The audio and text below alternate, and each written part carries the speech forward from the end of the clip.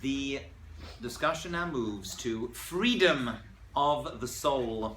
We spoke about how the Jewish people were slaves in Egypt. We lived in Egypt for 210 years. Write that down. And then we were taken out and we left 210 was the final tally. Although it was 400, 190 was taken off for reasons that we've already discussed. The discussion now is going to be, we were physically free, but we were also spiritually free as well. That is also part of the freedom we went through from Yetziat Mitzrayim. We're going to talk about that today, and we're going to talk about the connection between that and Chametz, leavened bread. Thank you, Dr. Langer. Let's have a look, bottom of the page. Freedom of the Jewish soul. Rav Dessler is going to speak. Zman Cheresenu, the time of our freedom. Who? Hashba Miyuchedet. What does that mean, Zman Cheresenu, the time of our freedom that we celebrate now? Time of our freedom refers to a hashpa, a spiritual opportunity, abundance, Miyuchedet, which is specific, Shel Cherut, for freedom. Hanatina L'chol Nefesh Yisrael, that is given to every single soul, Bizmanahu, at this time. So Zman Cherutenu means the time of our freedom. That means that this time is the time of our freedom, and it's not just the physical freedom, it's also freedom of the neshama.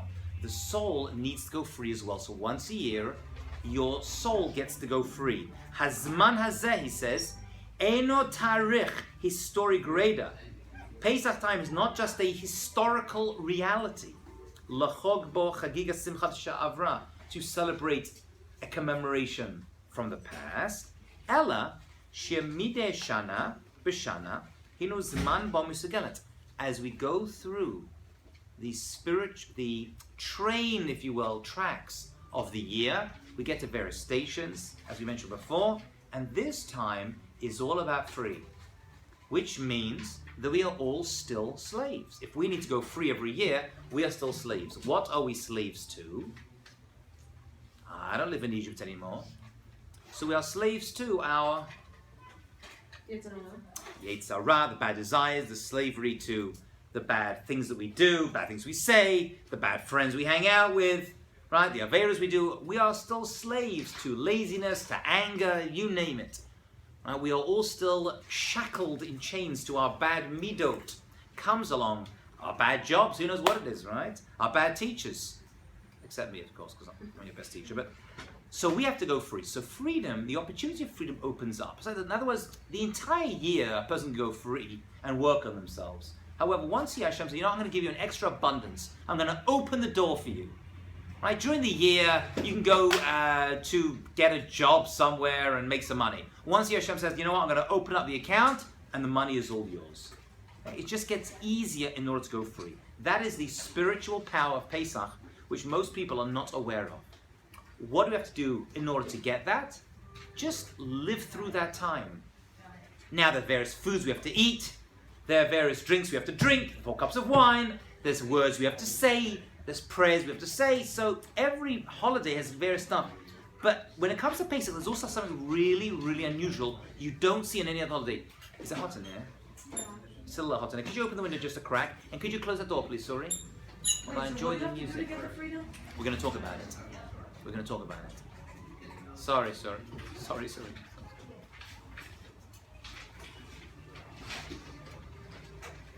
Ah, thank you. You're a gem. Thank you, my darling. So what do we have to do in order to get it? So there are various mitzvot that we do. Right? We eat the matzah. That is the freedom food. We say the tefillah. We read the Haggadah. We're going to go through all the mitzvot. But when it comes to Pesach, there's also something really, really unusual that we do that we don't see on any other holiday, and that is we stay away from one toxic food, which during the year is a mitzvah to eat. And then once a year, it becomes the worst thing to eat, or even own, or to even see in your possession. This is very unusual. You don't see this anywhere else. And that is Chametz. Chametz, that's correct. Chametz is the stuff you want to stay away from. Chametz is what it's all about. And it's unusual because I don't think anywhere else in Judaism you have something that is totally great and wonderful, right? Shabbos comes, you fulfill the mitzvah of Shabbos by eating challah, lechem mishnah, you have a sudas mitzvah, you have wedding meals, and bris milah meals, and all the rest of it. And it's the most wonderful stuff. And then comes along this once a year, and it's like, no.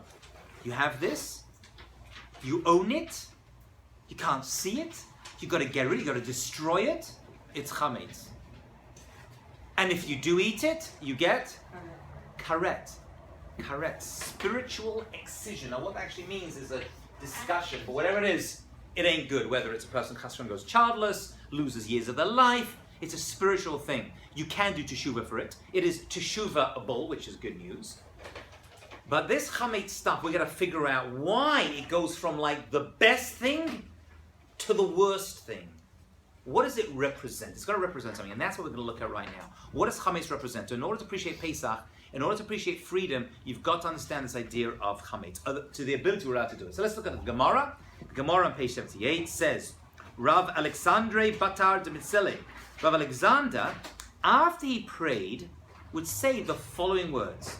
Amar, Hachi Ribban Olam Galu Yadua, God, it is known to you that you want us to do your will. That's revealed. Umima Akev, what's holding us back from doing the right thing? Right? You know we want to do the right thing. Everyone here wants to do the right thing. We want to say the right things. We want to do the right things. We want to act the right way. We all want to do the right stuff. What's holding us back from doing the right stuff? And he says something really unusual. He doesn't say our bad midot. He doesn't say, I don't know, bad people, not learning Torah, not praying. He doesn't say any of that. He says, Umima Akev, Sa'or Shebe'isa. It is the yeast in the dough. That's what he says. The yeast in the dough is holding us back from being what we have to be. Shavor Malchios Yiras Lefanecha, and subjugation to these foreign nations as well. So there's a connection between them. There's a connection between this yeast in the dough that's holding us back and this foreign nations. And it says here, it should be your will, God, that you should save us from their hands. And we should return to do the right thing. Says Rabbi Shlomo Yitzchaki, also known as, not with you today, Rabbi Shlomo Yitzchaki, also known as Rashi, bottom of the page, Sor Shebe'isa. He says, I'll tell you what that is. That is a code word for something. What is a code word for? Yetzer hara shebil vavenu. It is the Yetzer hara that is in our hearts. Hamachmitzenu. That is chametz. There's something inside us which is really bad. And that is the chametz that is inside us. I don't know about you, but I got no chametz inside me. What's he talking about? Turn over the page. We shall begin with an understanding of this Gemara and this idea. We'll tie it all together, hopefully, into a nice, neat package, which will be chametz free, Pesach Dik. And this is the Sefer Chinuch. The Sefer Chinuch, as we said before, he had basically had a son who he saw with his friends was, playing around Shabbat afternoon and not doing anything.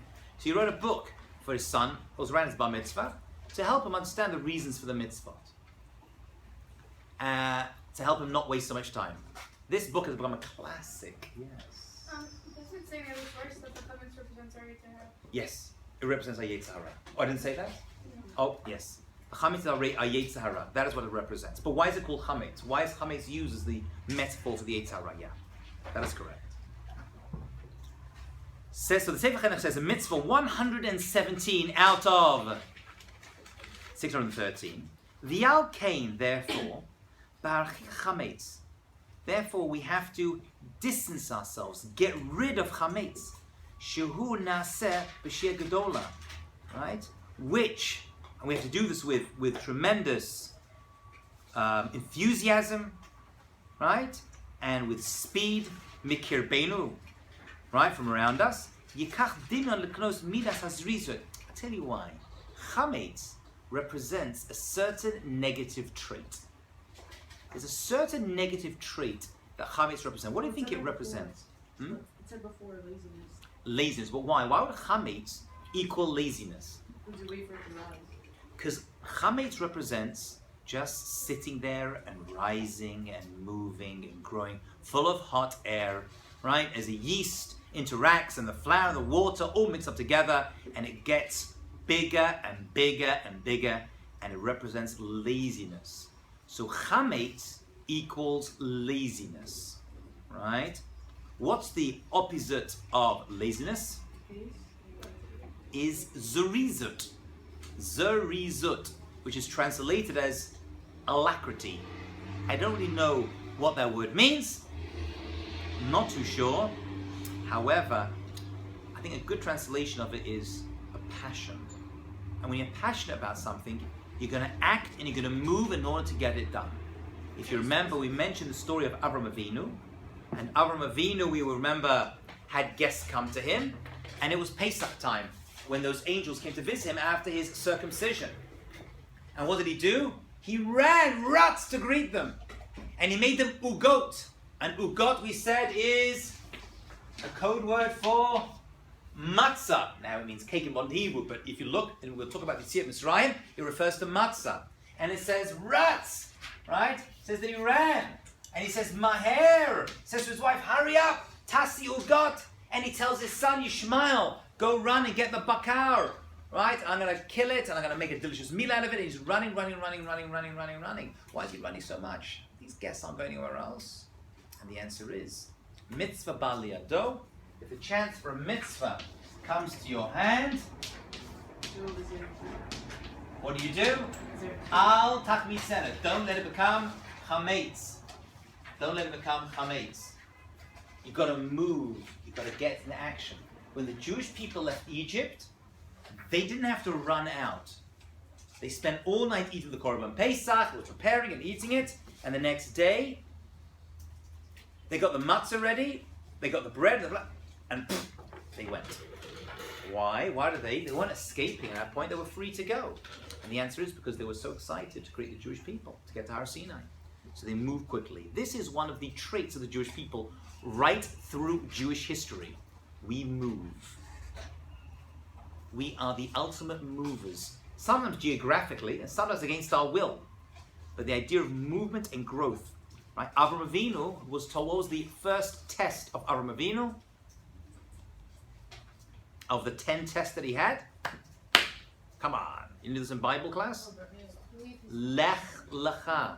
Lech means go. Go. But it wasn't just told to go, he was told lecha. What does lecha mean? Two interpretations Rashi gives us. For yourself, for your benefit. This is going to be good for you, because he was doing very well on Ur Kasdim and then Haran. He didn't want to go. He was having a tremendous hashpah, tremendous impact on the people around him. But Hashem says it's going to be for your benefit. And lecha also can mean to you. What does to yourself mean? What does to yourself mean? Find yourself, right? We actually say in English, it works in English. You've got to find yourself. What do you find yourself? You're great here, but you've got to move in order to become a better person. Okay? You've got to grow. Get out of your comfort zone. It doesn't always mean a geographical movement. For him, it meant a geographical movement. That was the first test of Abraham. That was a very, very difficult trial for him. Okay? So we see this idea of movement is built into this whole Pesach story, right? And the entire Jewish people. So basically, there were two great journeys in Jewish history. There were two great journeys. The first was Avram Avinu, leaving the big metropolis, going to Canaan. He actually wasn't even told where he was going to, right? He wasn't told. Remember that? Hello? Yeah. He wasn't told where he was going to. What was he told to go? To the land that I reckon I'm going to show you. Why? Hashem knew exactly where he was going. Why did Hashem tell him where he was going to go? Put his faith in God. Why else? If I tell you just go somewhere, you're going to trust me that the destination is going to be good. But I'm also saying something else. Write this down. I'm telling you that it's not about the destination, it's about the journey. That's right. So that was the first one. The second great movement of Jewish history was the Jewish people leaving Egypt. Right? Egypt was the America of its day. Right? No one leaves, America and goes to Africa. I mean, most people are trying to get into America. Okay, maybe a few people here and there, but a whole bunch of people, that's it, we're out, we're going to a desert. Like, no, you're crazy. Which is why most of the Jews didn't even want to go. They wanted to stay. Okay, so this is all from the Midah of Zerizut. Yeah, I was just about to ask. I don't really see the connection of Avram Avinu. So Avram Avinu, when he served the guests, he was moving quickly. No, And it was Pesach time. what is leading to Canaan, like that whole. So Hashem said to him, you've got to go lech lecha. Growth comes through movement. Growth comes through movement. And it came by two words, lech lecha. Lech means go. Lecha means to yourself for your benefit. So movement is a good thing. Sometimes it comes around through bad stuff. Right? It takes a lot of pogroms and exiles and holocausts and all the rest of it. You know? But that's part of the Jewish journey. Right? People say that if you read these like history books at university, which you're in, but right, you always read about, the Jewish people like nomadic people. We're not a nomadic people. We're not just like wandering through the desert for no reason. Even in the desert, we had to move 42 times. Right? We could have just sat in one place. Hashem said, no, even in the Midbar, we sat 42 times. That's actually a microcosm of all of Jewish history. 42 journeys, the Jewish would have taken right through Jewish history. It's a little crunched down version of all of Jewish history's movements are over there. Okay? So he says, so what is the Chametz? So the Chametz is the opposite of that. Chametz is Atzilus, it's sitting in one place. Yikach dimen leknos midas hazrizut, v'akalat mehirus masei Hashem's bra. Baruch Hu, we want to move, to do the right, to do God's will. Or kamasha amru zichron avra, as the rabbis would say, have a kal kenesher. That is why it says, the Chavetz Chaim, the Sefer Chinuch is quoting Pirkei Avot, you should be light as an eagle, v'ratz ketzvi, and as fast to run as a deer, gibor ka'ardi, and as strong as a lion, lasot ratzon avichesh b'shmaim, to do God's will. Okay, right? If you want to do something, you've got to do it. It's funny, I always say, if you have an image, just in your mind for a second, let's do some class meditation. Right? If you have in your mind an image of a spiritual person, right? What's the spiritual person you have in your mind? What does that person usually look like? Right? In your mind, if I say spiritual person, what would you see? They're happy. Okay, happy. What are they wearing? Are they wearing shoes? Spiritual person, what are they wearing? Shoes? All white. Right, the sage. Right, the sage, what are they wearing? All white. Right? A long robe. Long robe. Long hair. Long hair. Oh, those are the days. When I had my Jufra. Yeah. Beard. Long beard. What color? Gray. White, grey. Right? Shoes. They're wearing fancy shoes, aren't they? Wearing like sandals. You know? Right, that's the image we have. It's usually a male, basically, unless you have a woman with a long white beard. Right, that's usually the image that comes to mind. These are not. But women are more spiritual. They are. So that image is incorrect. It's nice, but that is not a sign of piety. Right? Sitting down, meditating in a robe. I mean, that's all very well and good. The Jewish view of spiritual greatness, I like to say, and you can disagree with me, but this is how I like to see it, is a person moving, running around, doing this, picking up stuff, helping a person, dropping off food, schlepping around, sisters flying, right? She's got the kids right behind her. He's carrying the kids on his head. Let's get over there. We're going to help that person over there. Right? That's not spiritual. That's like a busy family running around, doing a lot of stuff. That is the spiritual view. We see Avram Avinu, the first view we see of Avram Avinu, the greatest Jew that ever lived, is not meditating, is not praying. He's running to help guests. He's helping people who are being attacked, right? When Lot goes, he's going to war for them. He's moving around. He's getting the job done. Right? He wasn't sitting there like, oh, come into my house. He runs out to go and say, oh, over it. He runs out to go get them. And then he pleads with them to come into his house. And he calls them my lords. He calls them Adonai, which is a very nice title to give somebody. Right? That is a spiritual view. I want you to remember that for the rest of your lives. A spiritual view is not someone just like, if you want to meditate, that's fine. If you want to hang out, that's good. But growth happens through action and movement. That is the Jewish view. You're moving to do the right thing. You're helping people. Chametz is the opposite. So what are you meant to do? How do you act this out every single year, which is not easy, it's very difficult, is to clean the chametz out of your house. And here's the punchline, when you're cleaning the chametz out of your house, you're not just doing the physical act, you're also cleaning out the chametz from inside you. Nachon? You're taking the chametz, the risen bread, that laziness that you don't want to do anything, which we all have, and try to flush out your system. That's why, says the Pele Yoetz, Rav Papo, I think it was from Constantinople, I believe. And he says, mitzvah ba'or chametz. What is the idea to destroy the chametz? The idea is to destroy it. That's the real mitzvah, right? You want to get rid of it, you want to destroy it.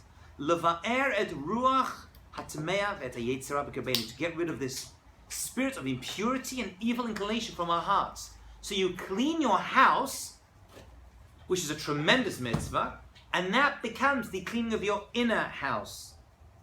V'lachein kol hayad marba levadek harei ze meshavech. The more one introspects to free oneself of its influence, the more praiseworthy you are. Yes, Sarah. So if cleaning out chametz internal also cleans out your inner chametz, why don't we do that before Yom Kippur? Fair point. Let's talk about Pesach. Chametz is a Pesach thing.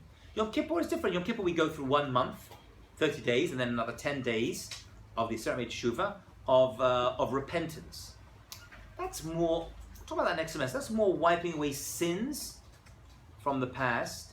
Here, this is more forward-looking. Yom Kippur is more from the past, wiping away past deeds. This is not from the past. I'm not looking at my sins. I'm trying to create, and we're going a new nation. I'm moving forward. It's a forward-looking reality. Yom Kippur is more backwards. Right? This is why Yom Kippur appears after Rosh Hashanah, which is a little unusual. Right? I'm going to try to fix my past misdeeds. But then Pesach is like, I'm part of this nation. What is my responsibility? Or what am I going to do? And interestingly, this is the beginning of the new year. But then I'm not understanding the point of cleaning out the chametz. It just sounds like tshuva. It is a form of tshuva as well, but it's also what's holding us back from being great. That's really what it is. You don't do tshuva on Pesach. You do the mitzvahs of Pesach. Right? It's like what's holding me back from being good? Yom Kippur is what have I done that's bad, which is also pretty bad, and that's all year we're trying to fix that. Hopefully, Yom Kippur is the best time for it, as we'll see. Right? That's the easy pass lane in to get that done. Here we're like, what's holding me back? All right, and how can I improve that in order to become good? So I'm not really focusing on my sins. I'm focusing on what I can ultimately become. Right, which is what the Jewish people did. Like they left to get to new beginnings. Yeah. Here, a quote from David HaMelech, King David, makes it nice and good. There's 2 things. Sur merah ve'aseh tov, says King David. Sumra, leave the bad stuff. Ve'aseh tov, and do good stuff. So like, well, what is that? What's that? Like advice? Just don't do bad. Good. How do you get away from the bad stuff? By doing the good stuff. It's like that's what you're doing over here. Okay. So chametz represents spiritual death, doesn't it? And that's why he carries on at the bottom. Lefi shasor ve'atzmo. The soor, the yeast, the flour raises itself. V'lachen nitrachku. Therefore, it represents arrogance. When a person is arrogant, we have ga'ava.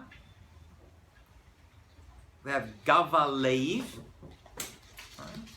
That's the problem. The problem is that we are so full of ourselves and everything is great and I don't have to work on myself. And Chinuch is saying, Pesach's coming out to us, and no. You know what? There's room for improvement. There's room for improvement. Okay. So the yeast represents arrogance and pride, and here we have to get rid of it. Yeah? Okay.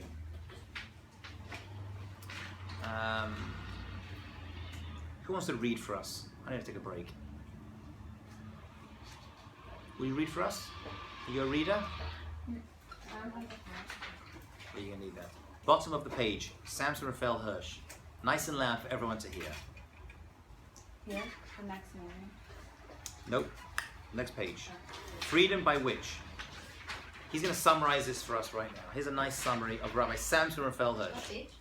Page 80 at the bottom, note 7. Freedom by which we mean deliverance from burden and the breaking of... Nice and loud, nice and loud. Read like you mean it. It's only a negative that this freedom is merely a state in which the impediment standing in the way of fulfillment of the human vocation has been removed.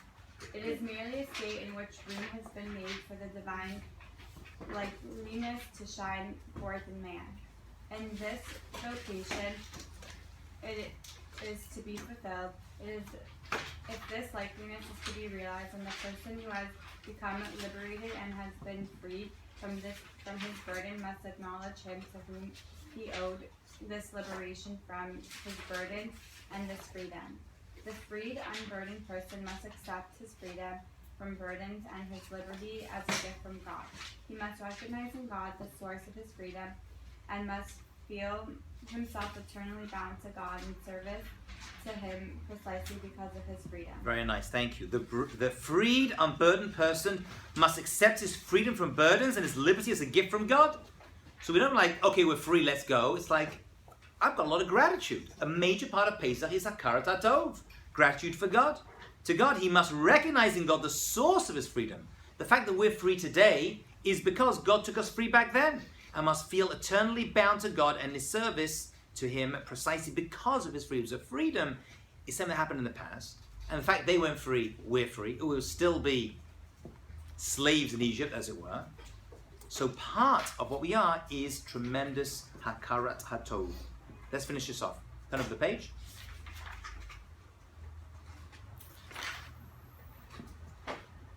It says in Perek Avot. So what was the question?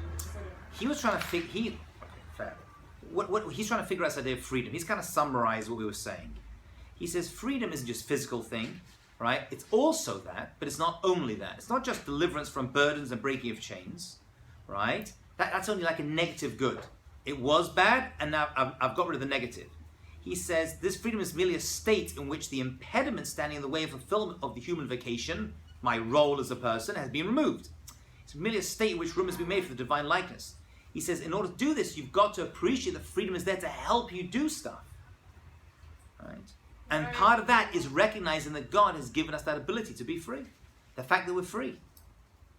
So he's saying by getting rid of the Chametz, you're having like Hakarat. You are, yes, absolutely. Absolutely.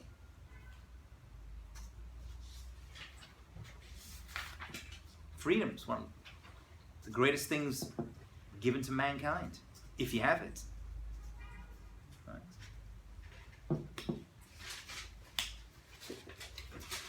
Here's something interesting.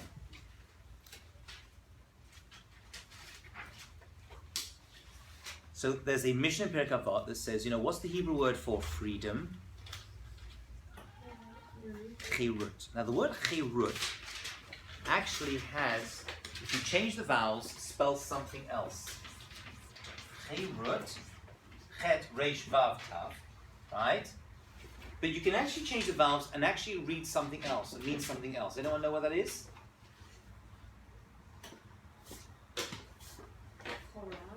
Charut.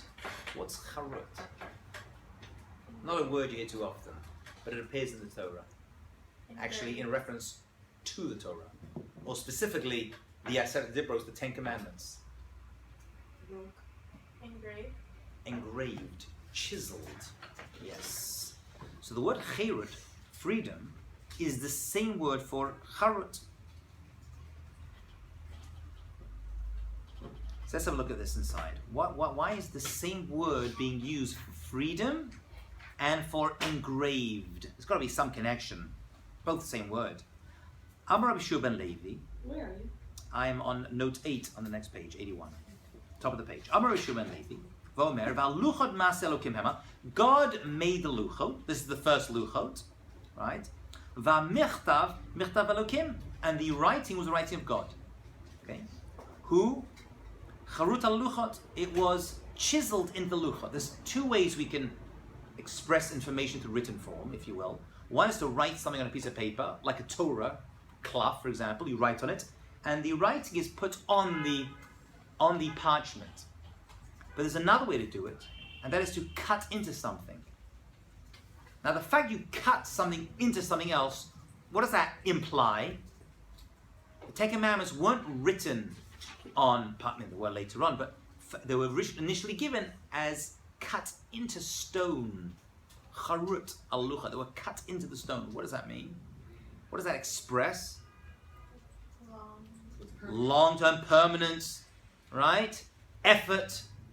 There's a lot more to cut in stone than just write something on top. So one thing is on top, and the other is inside. So we know that whatever written on these 10 commandments, which represent all of Torah, had to be cut inside. Says the Mishnah, Al tikra charut ela chirut. Don't read it as charut.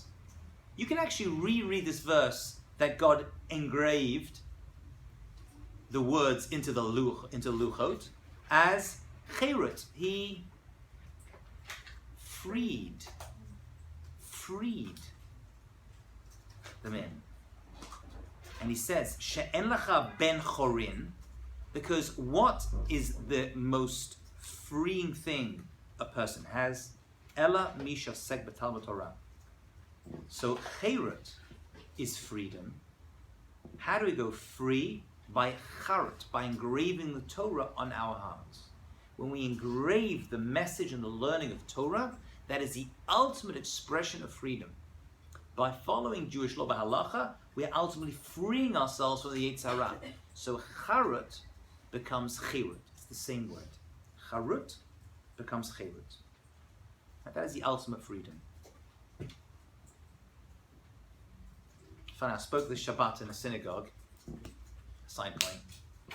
No time, I want to finish some more, but it's interesting. So I said, imagine it's Shabbat, and you get the phone rings, and you know that if you answer that phone, you have a one-off deal to get $1 million. Would you answer the phone? Oh, keep Shabbat. How about if I told you that the phone's ringing during Shabbat, and you get $10 million? One-off deal. Answer it now. It's there. If not, someone's going to get it. Would you answer it? No. How about if I told you the phone's going to ring and you get $1 billion? Okay, so we're all Jews. Figuring out, well, maybe the non-Jewish cleaner will pick it up. I'll use a shinoi, kalachayal. I'll use my elbow to knock it off. But ultimately, you don't want to get $1 billion that way. Right? If you keep Shabbat, you know how important Shabbat is. Tell that to a non-Jewish, but that's crazy. You out of your mind?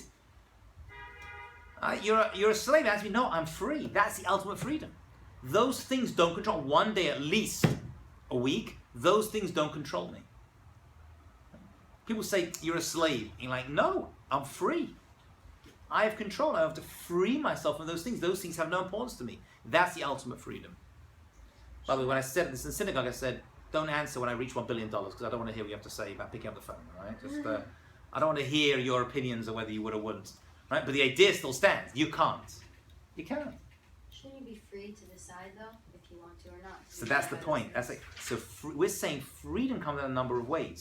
We're changing the idea. Freedom is freedom from our own personal desires to a greater good. And in that case, it'll be Shabbat. But it could be many, many things. We are free to serve Hashem. Okay? Freedom doesn't mean do whatever I want, go and kill people and smash things up. Freedom is a very specific thing. By the way, freedom's not easy. Most people don't want to be free. You know, there's this condition called being institutionalized. People like leave prison after being there many, many years and then want to go back. Yeah. They want to go back. You're crazy. Why do you want to go back? You've been there for like 20 years. Right? Or the abusive wife, right, who gets beaten and then goes back. Like, why are you going back? There's a certain amount of relaxation, of menuchat nefesh that comes by being a slave. Freedom is great responsibility. Look at Iraq, right? We gave them freedom, and they're like going crazy in there. They want to be free. It was better off with the. It's like, how do we be better off with that Meshuggah killing people? Like, at least we knew what we had. Freedom is not easy. It comes with tremendous achrayut, tremendous responsibility. Which is why, as we said, most people did not want to go free from Egypt, and those that did, many of them want to go back because the food was better in Mitzrayim. Let's finish this off. Ella. You're still name? Yes. Rabbi Friedland is going to explain this a little bit. So why, Ella. Ella. Yeah.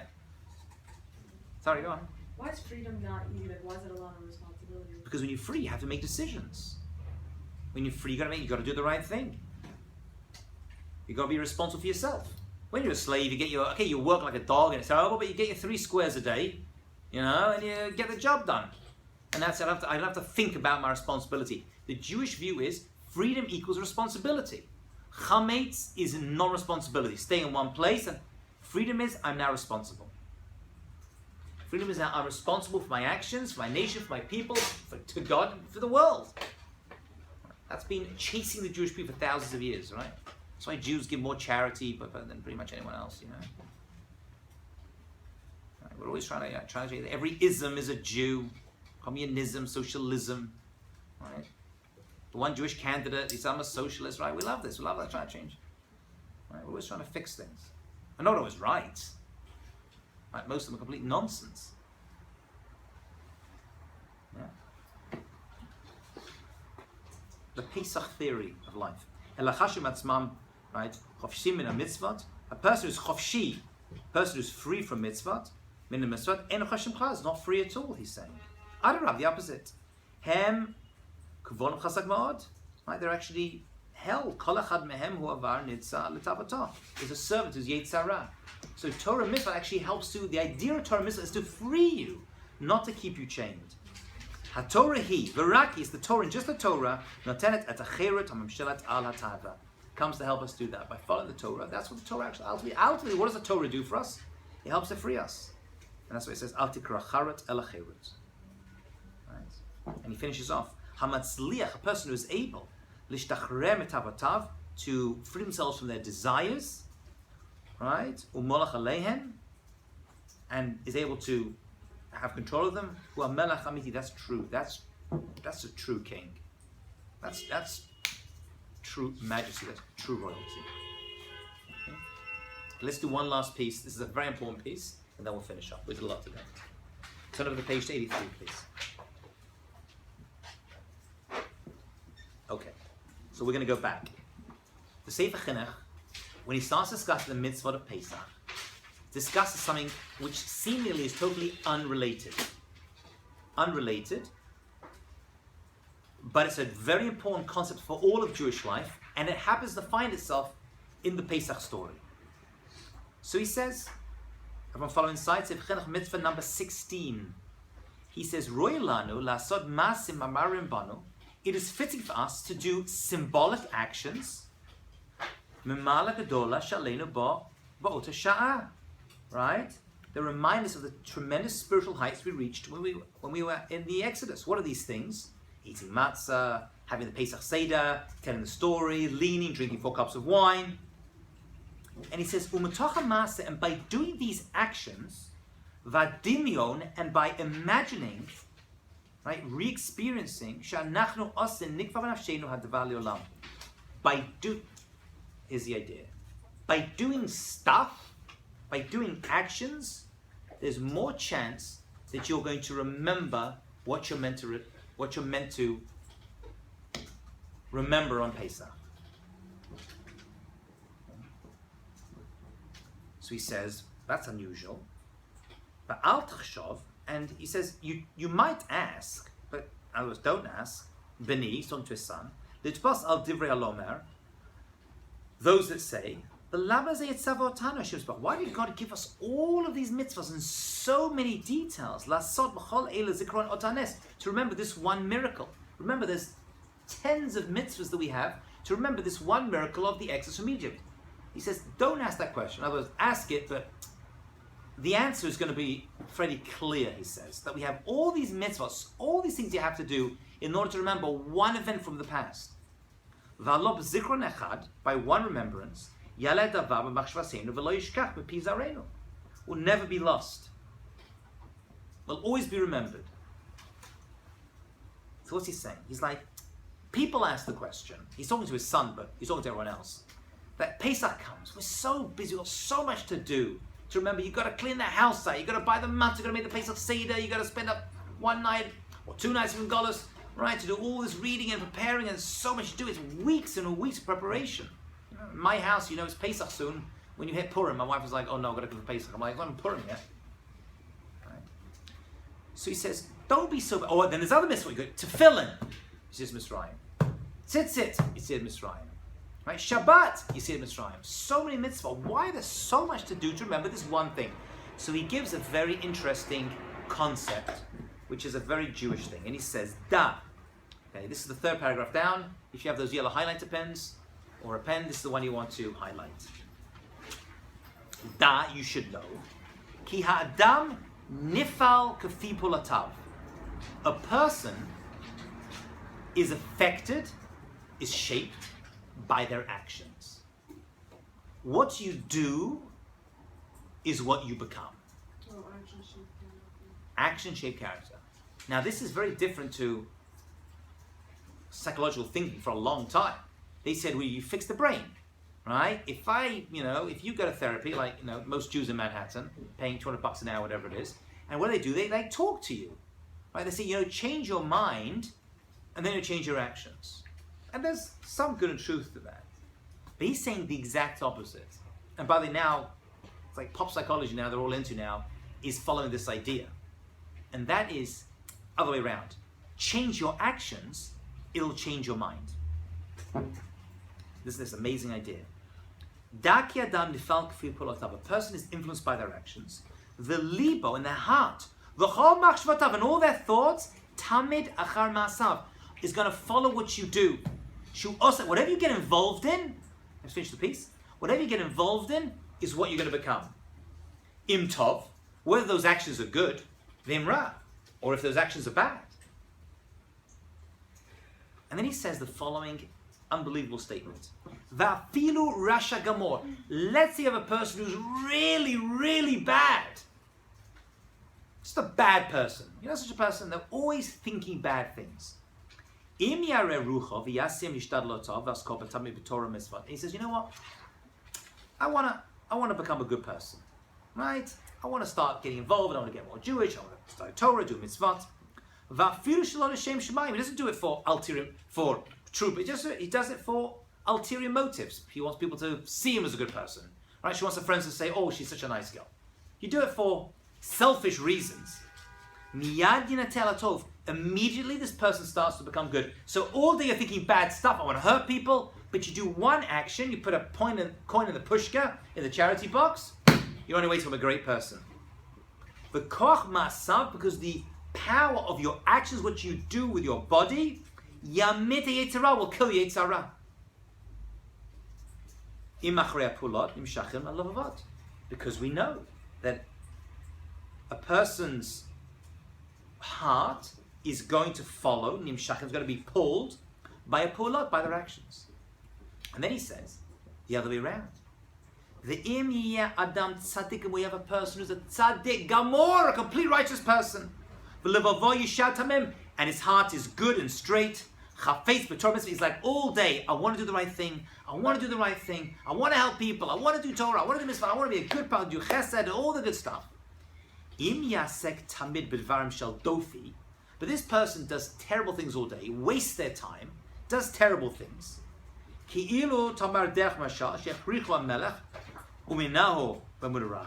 Right? For example, if someone forced him to do it, right? But he's always doing bad stuff.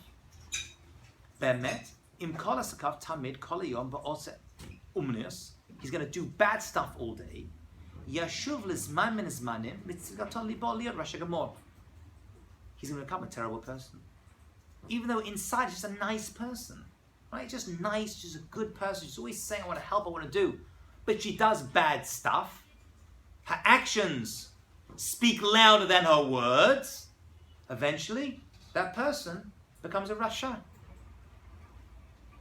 So you can talk all the good you want, if you're not, right, like the United Nations. You can talk all good, but if you do bad stuff, you become bad. Maybe the EU is a better example nowadays. But you have a person who's like a really bad, nasty person, but they get involved in good stuff, and we've all seen people like this. They're not so nice, but they get involved in good actions, they become good. Because the person's influenced by their actions. So what you do influences who you are. Ki yadua davar ve'emet, this is a known thing, and it's true. Shekol adam, that every person, nifal k'fipolatov, is influenced by their actions. So now let's go. So what's it? I mean, that's a true concept and a beautiful concept. What's that to do with Pesach?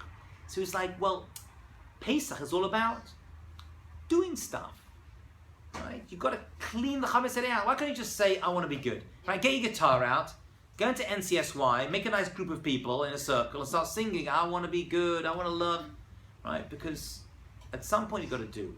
So we're going to do a lot of actions. The Pesach Seder is going to be involved in a lot of actions, and a lot of reading, and a lot of things you've got to do in order to get to that point. Right? You're going to eat, you're going to listen, you're going to talk, you're going to drink, you're going to clean, you're going to do all this stuff, you're going to run around, you're going to do all this stuff. You're going to act it out. And all of that is going to help you become a better person. The actions themselves affect you in a good way. So you become good by just doing the right thing. And that's why he says, "V'chadat chazeh adsha lecha me'ata ribuya mitzvah." So don't be confused. And by the way, most of the mitzvot, except 6 of them, the 6 constant mitzvot, the others, all of the positive mitzvot, involve action. You have 248 mitzvot that you have to do, and they all involve an action except 6 of them. You've got to walk into the sukkah, you've got to enter into the mikveh, you've got to hear the shofar, right? You've got to go and daven, right? You've got to bring the korban, whatever it was, you had to do an action. So majority of the mitzvot are action. Majority, except 6 of them, involve actions, involve ma'asim. So only 6 are actions? 6 are mind. 6 you do with your mind. You believe in God, right? You have 6 mitzvah, you fear God, you love God. They're mind things. But all the rest of them, Only 6 mitzvot out of 630. out of 248, because the positive mitzvah we're talking. You talking about what? We're talking about the positive mitzvah. Oh, the positive. Out of 248 positive mitzvot, 6 of them involve your mind. The rest, you've got to do something. Right? I mean, I can sit here all day and say, you know what? I need to give more charity. I want to be charitable. Like, oh, what a great guy. Like, no, a great person is someone who's like, I don't want to give charity. There you go. Does the action. Even if they don't do it for L'Shem Shemayim, they do it because they want their name up on the wall. Right? They want to have their name up on the college or wherever it is, or the hospital. That action does it. The action itself changes the person. Even if you're not L'Shem Shemayim, you do it for ulterior motives. When people say, oh, what a tzaddik. It still works. It still works. It gets the job done. And that's why the Torah always involves actions. And that, ladies, is the secret to all Jewish life that we learn out from Pesach.